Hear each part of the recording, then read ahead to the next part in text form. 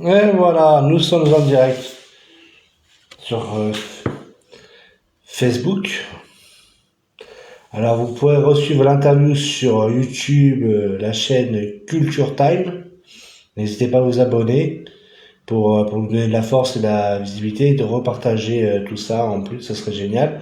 Là, c'est ma casquette équipe de France pour les soutenir pendant les JO. Partenaire officiel, le coq sportif. Et voilà. Donc j'attends que les gens rejoignent le live. Ah, on est nombreux, on est très très nombreux. Non, on n'est pas si nombreux que ça, mais bon. Non. Voilà. Mais c'est génial. Bon. Ah, je vois comment cela fonctionne. Bon, au moins. Oh, oh. Si, on est quand même nombreux. Je vous remercie de me suivre autant. J'y sens déconnant, mais non, on est pas mal. Franchement, je suis content de voir que ma communauté me suit. Je vais pas vous mentir, hein, ça paraît pas, mais je suis un grand timide. Et ce qui est marrant, c'est que ce soir, tous mes réseaux bug. Alors là, on va savoir ce qui arrive. Ah là là là là là là. Et je vous remercie, je vous remercie. Bon bah, je vous dis une chose, je ferai des lives bien plus souvent. Et, lors de mon anniversaire, Noël, partager des événements avec vous, Cannes Série, Festival de Cannes, quelques soirées Fashion Week, on va dire, c'est pas Fashion Week, il y a des défilés de mode.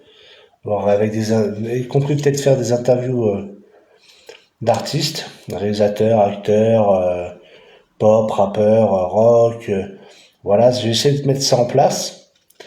Alors là, je vais pas vous mentir que moi, je suis quelqu'un qui apprend au jour le jour.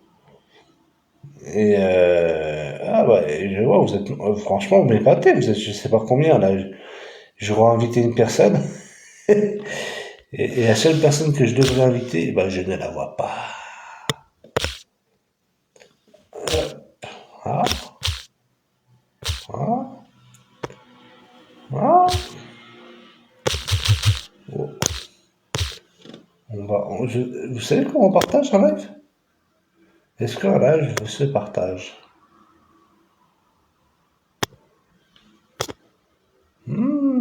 C'est impressionnant de savoir faire un live. Est-ce que comment ça, c'est un live se partage? Et comme ça, on apprend à deux. Bon. En tout cas, ça fait plaisir que vous me suivez. Croyez-moi, ça me touche. Euh, voilà.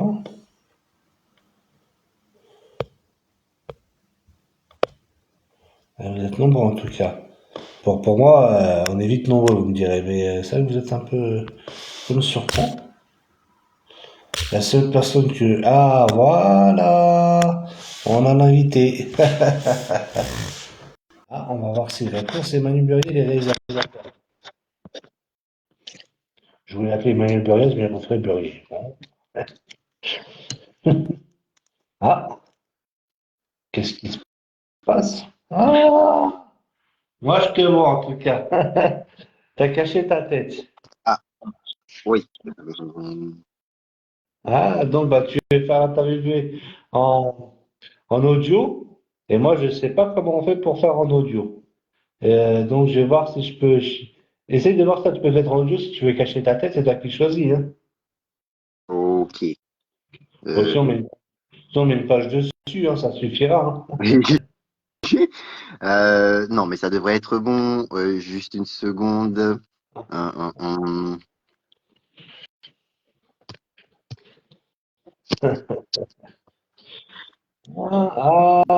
J'ai compris. Ah, ah, voilà, c'est bon. J'inverse le. Ah, Inverser. Voilà. ah, voilà. Ah, tu as raison de cacher. Moi aussi, j'avais voulu montrer l'intérieur de chez moi. Bah, voilà, voilà, voilà. Ah, ça a été perdu aujourd'hui, hein? Donc voilà, c'est tout bon. Bon, bah voilà. Alors, bah, ceux qui voudront resuivre le live et le partager, voire s'abonner, ce sera sur Culture Stam sur YouTube. Et voilà, donc Emmanuel, bah, présente-toi, hein. Eh bien, bonjour tout le monde.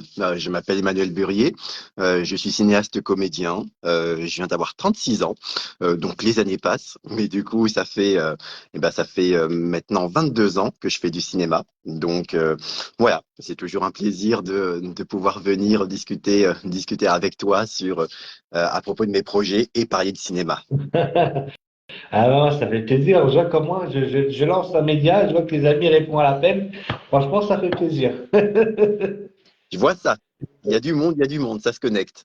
Ouais, ça se fait petit à petit. Et, j'ai vu les lourds qu'on a fait sur l'autre réseaux sociaux, c'était compliqué. Oui, un petit peu, j'admets. Je ne suis pas un habitué de TikTok. Je suis plus sur Facebook, Instagram, j'admets. Ouais, moi, je suis beaucoup aussi sur Facebook et ben, j'avoue, c'est des lives, c'est un peu nouveau pour moi, donc j'essaye de faire comme je peux. Ben, les gens, partagez, ce serait super génial. Et voilà, quoi, connectez-vous. Alors, là, si tu peux faire un peu une présentation des films longs métrages que tu as déjà lancés. Je sais que le premier, c'était sur les sapeurs-pompiers. Alors Et, ça, c'était le précédent, c'était celui qui date de 2021. En 2021, effectivement, j'ai réalisé un film qui porte ce titre, Sapeur-pompier. Je le suis moi-même, je suis sapeur-pompier réserviste. Donc mon métier principal, c'est le cinéma, mais j'avais envie effectivement de porter à l'image un film sur ce métier.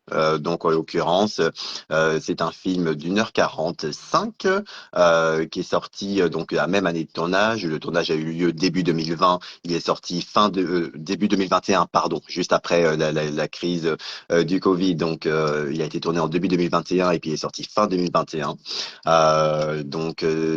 C'est un film réaliste, dramatique, action, entre autres avec Sébastien Chabal, avec Julien Lepers, avec moi-même, avec Élodie Clouvel et de divers personnalités publiques qui apparaissent dans le film et qui m'ont fait l'honneur de se laisser diriger pour y être. Voilà. Donc ça, effectivement, c'était donc celui de 2021, l'année dernière, en 2023, puisqu'on est déjà en 2024, le temps passe. J'ai réalisé 7 années plus tard un film sur le syndrome post-traumatique qui résulte de chocs, en l'occurrence, qu'il a et à propos des attentats de Paris. Donc, j'incarne un personnage qui essaie de se remettre de ce trouble 7 ans après. Voilà. Et puis là, actuellement, je prépare mon prochain film dont le tournage est prévu pour fin avril et qui s'appelle Un beluga dans la Seine. ah, ok. Et bah ouais, là je vais pas te mentir, j'avais les commentaires en face, des gens qui interagissaient, mais j'ai pas mis mes lunettes, donc j'ai du mal à leur répondre. Et ouais, j'étais content que tu me parles de tout ça. Et ou, si t'as pas un petit mot sur le suspense de ton prochain film? Oui, ça je peux, tout à fait. Donc un beluga dans la Seine, comme son nom l'indique, ce sera l'histoire d'un beluga dans la Seine. Donc en l'occurrence, c'est un film de fiction. C'est un film que je souhaite poétique. C'est un film pour tous les publics, autant pour le jeune public, pour les enfants, les jeunes enfants, les anciens enfants.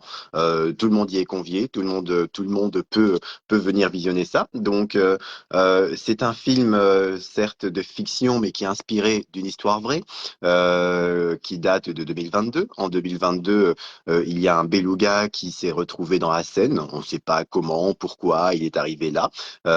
C'est une histoire que tout le monde ne connaît pas nécessairement parce que c'est arrivé au mois d'août. Les Français sont majoritairement des Haussiens, donc à ce moment-là, ils sont en vacances. En plus, il y a beaucoup de sujets dans l'actualité. C'est la canicule, c'est une canicule, mais pas une petite canicule, c'est une énième canicule. Celle-là, il fait très chaud. En même temps, c'est le principe d'une canicule. Il y a une sécheresse énorme dans à peu près toute la France et dans toute l'Europe, puisque la canicule est aussi dans toute l'Europe. Et puis, il y a des incendies du côté de l'Andira, c'est-à-dire dans les alentours de Bordeaux, dont je connais aussi le sujet, donc pompier. Voilà, l'actualité est un peu chargée à ce moment-là, mais c'est vrai que voilà, en début août, les médias nous préviennent que après qu'au mois de juillet, un orque ait été observé dans la Seine et qui est malheureusement, semble-t-il, décédé d'inanition, c'est-à-dire de faiblesse, d'incapacité à se nourrir. Un mois après, il y a un beluga qui là est encore plus surprenant parce que un orque, il n'y en a pas, il n'y a pas il n'y a pas d'orque en fait dans les alentours. Ils sont un peu plus loin, donc on se demande comment celui-là s'est retrouvé là. Par contre, les belugas, il n'y en a pas du tout dans les alentours. Ils vivent en Arctique, donc dans le nord du globe, donc à plusieurs milliers de kilomètres de là. Donc comment il se retrouve là, c'est un mystère absolu. C'est une des premières fois que ça arrive. La dernière fois où on observe un beluga en France, c'était en pleine mer, remonté dans un filet. C'était il y a une cinquantaine d'années. Là, il est dans la Seine. Donc il n'est pas arrivé à Paris. La Seine, c'est l'embouchure en embouchure de la Manche et ça va jusque donc un peu plus loin que Paris. Et voilà, il est observé là, et à partir de ça, il va y avoir une émulation autour de cette histoire, et surtout une tentative de sauvetage qui va être menée. Donc à partir de là, c'est le pitch et le début de mon histoire. Est-ce que les humains vont réussir à sauver ce beluga? Qu'est-ce qu'il fait là? D'où il vient? Donc mon scénario va essayer d'imaginer son histoire avant qu'il n'arrive là, pourquoi il est arrivé là, et puis voilà, broder effectivement quelque chose tout autour. Voilà, c'est-à-dire que ça fait un moment que je n'avais plus fait de film de ce genre, c'est-à-dire euh, avec comment un film en l'occurrence qui est inspiré certes d'une histoire vraie. C'est le cas ces derniers temps, hein, je fais ça régulièrement, ce qui n'était pas nécessairement le cas il y a plusieurs années, mais il est vrai que depuis 2018-2019 je fais des films souvent qui sont inspirés de faits réels. Là c'est un film qui va réellement reprendre un fait d'actualité, et à partir de ce fait d'actualité, et ben je brode autour de ça. Et par broder, c'est un vilain mot parce que il y a de quoi écrire, il y a de quoi imaginer, il y a de quoi faire une histoire touchante, et encore une fois, tout public. J'espère effectivement que tous les publics pourront apprécier cette histoire et me faire un retour, hein, puisque je, étant dans la préparation, la tête dans le guidon en ce moment de ce film, je suis impatient de pouvoir mettre toutes mes idées en œuvre dans ce tournage, dans le montage, etc., etc. Je pense que c'est pour parler un peu un thème actuel, l'écologie. Il y a de ça, je crois, hein. Exactement, exactement, puisque c'est la raison pour laquelle ce beluga se retrouve là. C'est-à-dire que s'il y a un beluga qui se retrouve dans la Seine juste après qu'un orque se soit retrouvé dans la Seine, et qu'il y ait de plus en plus d'animaux qui s'échouent à divers endroits, bien sûr, c'est un sujet central, un vrai sujet, l'écologie, le changement climatique. Alors tout ça sera abordé dans le film, avec différents points de vue, hein. C'est toujours intéressant d'avoir divers points de vue. Alors, il y aura toujours un point de vue scientifique, puisque le film sera soutenu par divers organismes scientifiques, mais ça n'empêche que, comme j'ai dit, c'est un film de fiction, bien qu'inspiré d'un élément réel, d'une histoire vraie. Euh, Ce film de fiction permet justement de pouvoir créer des personnages, de pouvoir ajouter des personnages, de pouvoir en faire de l'humour, de pouvoir ajouter de l'émotion, bien que c'est naturellement émouvant, sans spoiler la fin, parce que c'est important, c'est intéressant. Ceux qui connaissent cette histoire connaissent son dénouement. Mais encore une fois, ce qui est intéressant, c'est que moi, je fais un film de fiction, donc je vais pas spoiler. Est-ce que je vais respecter l'issue de la réalité médiatique ou autrement? Voilà, une Ouais, manière de créer de suspense. l'action, de la blague. Il y a de l'amour. Il y a de l'amour dans tout ça. Mais forcément, c'est-à-dire que l'amour, à partir du moment où on fait du cinéma, à partir du moment où on met en relation des êtres humains, et pas que des êtres humains d'ailleurs, des animaux, puisque là c'est le cas, il y aura le sujet du monde animal, mais l'amour, bien sûr, que ce soit entre les personnages, il y a de multiples personnages, il y a tout type d'amour, et effectivement, faire un film, déjà, pour moi, c'est une histoire d'amour. C'est une déclaration d'amour au cinéma. Et puis, quand on fait un film, l'idée, théoriquement, j'estime, je pense, c'est de le montrer aux gens. Donc, forcément, j'ai envie que les gens partagent, en fait, cet amour du cinéma, cet amour de l'histoire, l'amour de l'image, de ce qu'ils vont voir, des lieux, du monde animal. C'est-à-dire qu'effectivement, faut être bien franc, les Français, contrairement aux Canadiens, par exemple, connaissent assez peu ce qu'est un beluga. C'est normal, c'est-à-dire que même moi, en fait, qui est sapeur-pompier et qui est une spécialité en tant que pompier réserviste, une des spécialités que j'ai, c'est spécialiste grands animaux. Autrement dit, si un animal d'une certaine taille s'échappe ou autre, eh bien, je suis assermenté à pouvoir aller le récupérer. Mais faut être bien franc, c'est-à-dire que je ne connais absolument pas le beluga. Je connais de nom, j'en ai déjà vu. J'ai eu la chance d'en voir au Canada. Mais voilà, c'est-à-dire que entre les voir, entre étudier ce que c'est précisément, etc. Il y a énormément de choses à dire sur le beluga. C'est dans la réalité déjà, lorsque le beluga est aperçu dans la Seine par des gens qui sont autour, ils l'identifient comme un dauphin. D'ailleurs, d'autres le confondent avec un narval, un autre animal qui pourrait ressembler au beluga, mais avec une corne. Le narval est l'animal qui a donné la légende des licornes, etc. Donc c'est intéressant, ne serait-ce que sur ça. C'est un film instructif, j'ai envie de dire. Donc j'espère pouvoir donner l'envie à diverses personnes, que ce soit encore une fois des enfants, des adolescents, des plus grands, des anciens enfants, de s'intéresser à ce monde animal, puisque le monde animal est riche, il est diversifié, il est multiple, il est incroyable, et malheureusement, il est gravement menacé, entre autres par l'humanité. Ah oui, donc il y a une part un peu de, je sais pas, c'est une part de militantisme, à dire il faut préserver la planète, sauver les animaux. Il y a un peu ce genre d'action dans ton film. Ah, alors oui, autant le dire tout de suite, c'est-à-dire que je ne fais pas un film pour dire qu'il faut détruire la planète et que les animaux on s'en fout. Ça c'est clair, c'est-à-dire que c'est certain. Le monde animal, la nature, la planète, c'est quelque chose de beau, c'est quelque chose que je trouve absolument magnifique. J'aime voyager, j'aime découvrir le monde, j'aime découvrir des cultures, j'aime découvrir des lieux, des histoires. Donc évidemment, préserver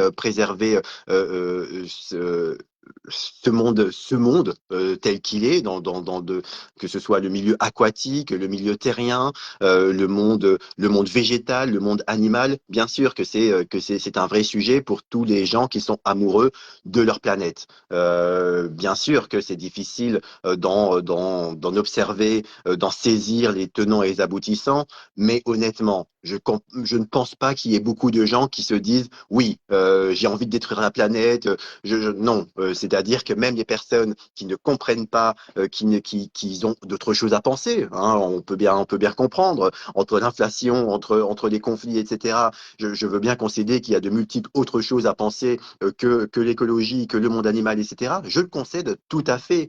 Mais le monde animal, comment l'être humain traite le monde animal est révélateur et significatif de l'humain. Donc, bien sûr il y a par ce film une ode à la vie. Ah oui, oui, oui, non, mais c'est clair. Ce qui est bien dans ce film, c'est que moi, j'avais vu le fait d'hiver, enfin, je fasse que ça comme ça, mais j'avais suivi en fait le truc et j'étais dans le suspense, dans le sauver ou pas le sauver. Et j'ai pas imaginé dans ma tête comment il avait pu en arriver là, alors que c'est quand même apparemment un animal du grand froid, arrivé Mhm. en pleine canicule, dans la Seine, à des centaines et centaines de kilomètres. Je sais pas combien il y a qui se sépare, mais il y a beaucoup, il y a beaucoup de chemin à faire en tout cas, hein. ça. Entre l'Arctique et la Seine, entre l'Arctique et la Seine, il y a plusieurs milliers de kilomètres. On a estimé son chemin, son probable chemin. Et effectivement, il y a de la longue distance. Et bien sûr, en plus, c'est un animal marin un animal aquatique qui vit dans l'eau salée. C'est-à-dire que là, il arrive dans la Seine. La Seine, c'est un fleuve. Et les fleuves ne sont pas salés. Donc, il arrive effectivement, après plusieurs jours, on l'identifie, on le remarque, mais ça fait déjà plusieurs jours qu'il est dans la Seine, en fait. Bah, assez vite, il va être pris la décision de tout faire pour essayer de l'aider. Et on va découvrir, par exemple, que il n'existe pas de protocole. Oui, il y a un beluga qui a été aperçu dans la Seine. Qu'est-ce qu'on fait? Comment on peut faire? Comment on peut l'aider? C'est pas mesquin, c'est juste classique, j'ai envie de dire. Il y a un beluga qui est dans la Seine. Effectivement, les belugas, ils vivent du côté du Canada, ils vivent du côté de l'Arctique, ils vivent en l'occurrence du côté de la Sibérie. Pourquoi un Français saurait comment faire pour tenter de l'aider? Donc, il va falloir essayer voilà, de contacter des experts, d'apprendre très vite sur cet animal, de l'observer, voilà, très vite, il va falloir décider, prendre des actions, des mesures, des décisions pour que ne se produise pas à nouveau cette fin tragique d'il y a un mois auparavant de l'orque qui se retrouve échoué. Donc, c'est quelque chose de beau, puisque l'être humain s'est dit, voilà, là, il faut agir. Bien sûr bien sûr qu'on n'y arrivera peut-être pas, mais au moins on va faire de notre mieux. On va trouver des moyens, bien qu'il y en ait peu. On va appeler tous les officiels, etc. Bien qu'il y en ait peu à ce moment-là, puisque c'est le plein mois d'août et que c'est les vacances pour tout le monde. Donc voilà, il va falloir organiser tout ça pour essayer de sauver, de préserver la vie de cet animal marin. J'aimerais savoir, est-ce que le beluga est une espèce menacée? Tout à fait. C'est-à-dire que, sans grande surprise, comme c'est un animal du grand froid et que les glaciers, que la banquise, tout ça fond, que la température de l'eau se réchauffe, eh bien oui, les belugas sont très menacés par le changement climatique. La température de l'eau des océans a pris 1 degré ces dernières années, 3 degrés depuis une cinquantaine d'années, ce qui fait que c'est une bouilloire. Et pour un animal qui a l'habitude de vivre par moins 20 degrés, lorsque les températures augmentent, et c'est le cas, hein, les gens commencent à se rendre compte, évidemment, je me souviens, moi, hein, comme j'ai dit, bon, 36 ans, ça commence à faire un peu, mais quand j'avais 13, 14, 15 ans, j'ai grandi à Dunkerque, et il faut être bien franc, lorsqu'il y avait des canicules, lorsque j'étais enfant, lorsque j'étais ado, les canicules, elles étaient surtout dans le sud de la France, dans le centre de la France, allez, peut-être jusque Paris, mais le nord était rarement touché. C'est ce qu'on dit, allez, quand il fait chaud partout, sauf dans le nord de la France, en Normandie, en Bretagne. Voilà. Eh bien, ça n'existe plus. On peut plus faire cette blague aujourd'hui. Tous les ans, sans exception, depuis ces dernières années, quand il y a une canicule, et il y a une canicule systématique, eh bien, la canicule, elle est pareille dans le nord de la France qu'en Bretagne, qu'en Normandie. Il fait extrêmement chaud. Eh bien, oui. Donc, les gens commencent à se rendre compte effectivement de ce changement. Ceux qui vont le nier ne vont pas nier ce changement, ils vont juste nier, en l'occurrence, qu'on en est responsable. Mais là, c'est une toute autre histoire. Mais ce qui en est, c'est que, oui, bien sûr, pour répondre à cette question, l'animal est en danger. Il y a plusieurs niveaux de danger. Il y a les animaux qui sont en voie d'extinction, etc. Il y a 5 niveaux. C'est un animal qui n'est pas en voie d'extinction immédiate, mais où les populations baissent régulièrement. Et oui, bien sûr, on peut imaginer effectivement ce calvaire, moins 20 degrés, arriver en France à un moment où la température de l'air en moyenne aux alentours de cette période est de 36 degrés, avec l'eau qui est normalement les températures des eaux dans ces alentours, que ce soit la mer ou les fleuves, sont généralement en été aux alentours de 21, 22, voire 23 degrés. À ce moment-là, l'eau est à 28 degrés, c'est-à-dire que c'est des températures absolument incroyables. C'est-à-dire que si on va à la Réunion, si on va dans les Antilles, etc., en été, c'est la même température. Ah ouais. Ouais, donc là, on réalise pas. En fait, à travers le beluga, cette histoire, on arrive à quelque part comprendre les conséquences du réchauffement climatique. Et donc, je pense que ce film, c'est pour aussi que les gens prennent conscience du problème, on va dire, d'aujourd'hui, le climat et aussi le problème, on va dire, je trouve pas vraiment les mots.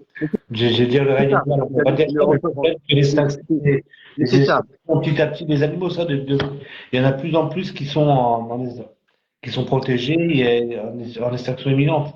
Et c'est vrai que quelque part, on est en train de détruire ce monde. Et ouais, faut essayer d'inverser la courbe, en fait, exactement. Alors aujourd'hui, moi, je vois sur la Côte d'Azur, c'est à peu près ça, hein, le schéma.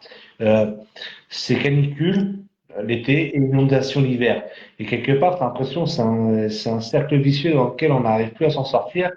Donc, faut que les gens prennent conscience et fassent tout ce qu'ils peuvent pour justement préserver cette planète. Il n'y a pas de petits gestes en fait. Alors d'aujourd'hui, il n'y a plus de petits gestes. Faut tout ce qu'il Exactement. faut essayer. Exactement. Exactement. Et en parlant de la Côte d'Azur, là on est au mois de février. Fin janvier, les températures de la Côte d'Azur ont atteint 27 degrés. 27 degrés, c'est-à-dire que c'est des températures estivales. C'est-à-dire que même les, allez, pardon de la parodie, mais même les Marseillais, qui aiment beaucoup exagérer, même eux ont osé dire que oui, 27 degrés au plein janvier, ils n'avaient jamais vu ça. C'est quelque peu anormal et qu'il faisait très chaud pour un mois de janvier. Effectivement, 27 degrés. C'est même du coup, même en hiver maintenant, les températures deviennent problématiques. Moi, j'ai l'impression que le mois de mars, on sera en t-shirt, ça continue.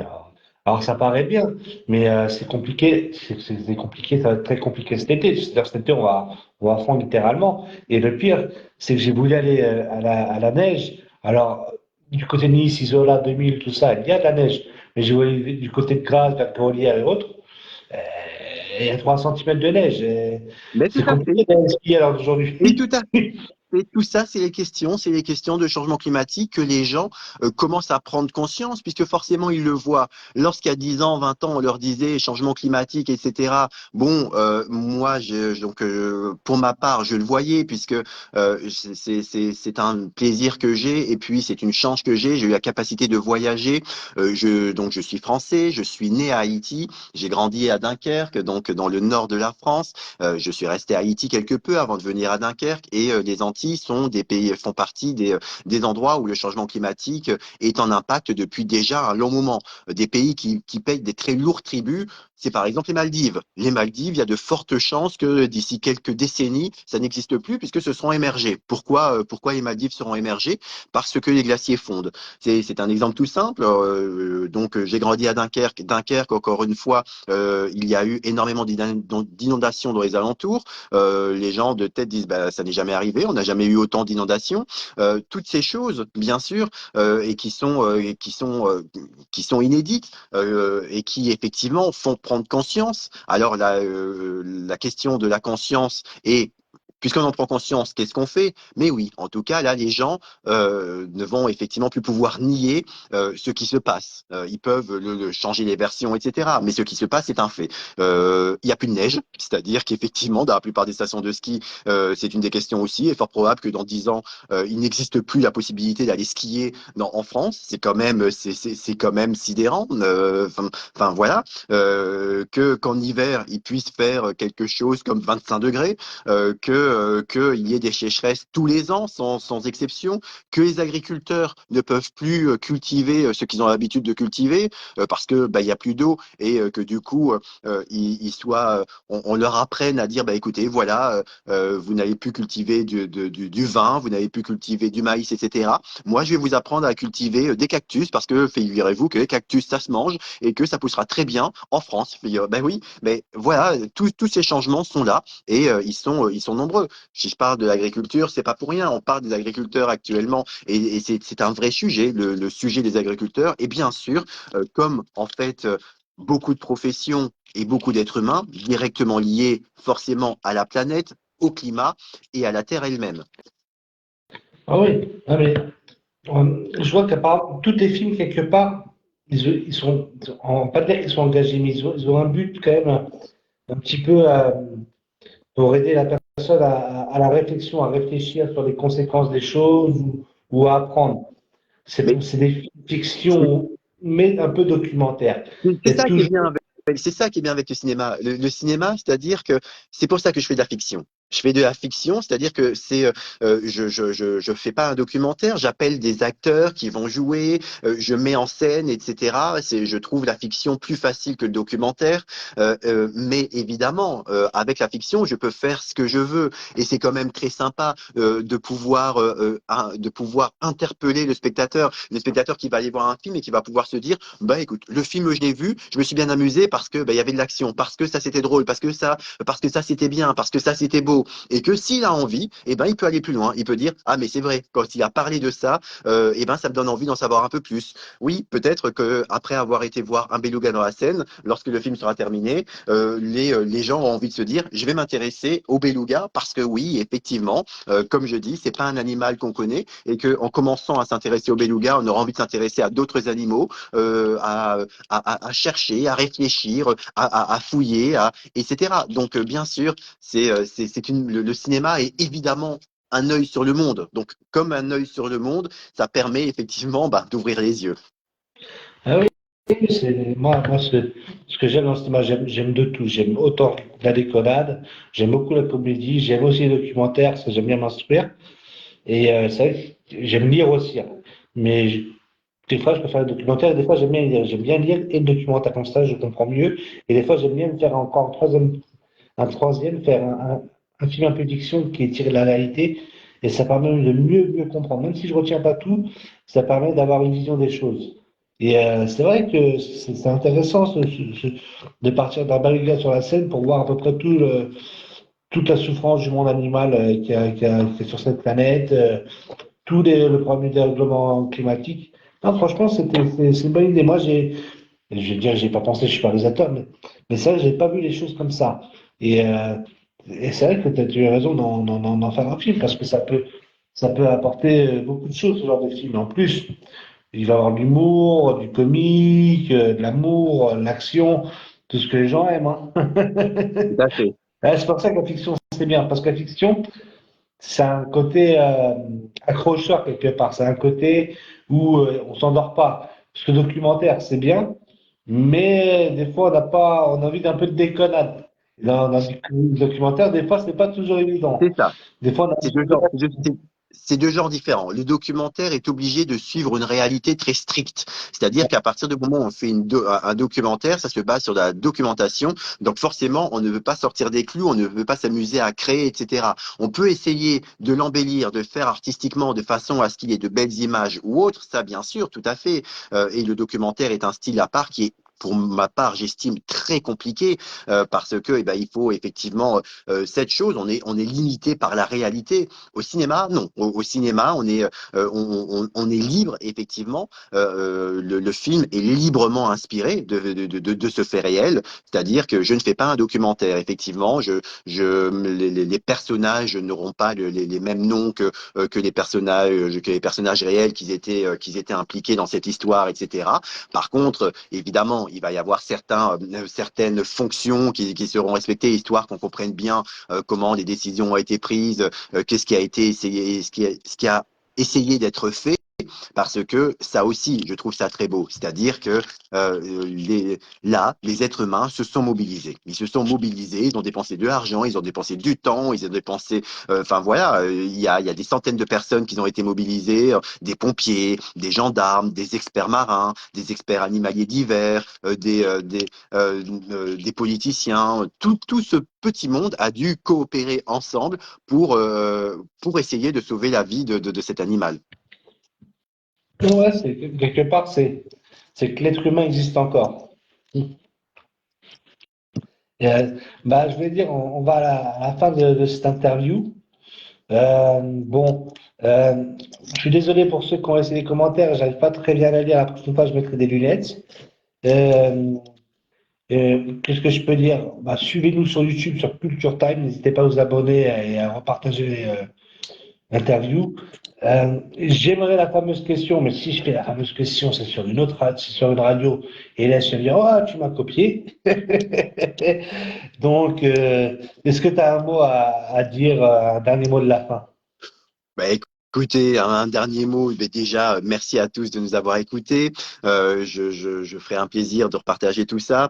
Je vous souhaite, en l'occurrence, ma réplique, la même que d'habitude. Je vous souhaite que la vie vous berce. C'est tout beau, c'est tout ce que j'ai à vous dire. À très vite. Merci, à bientôt. Ciao, ciao.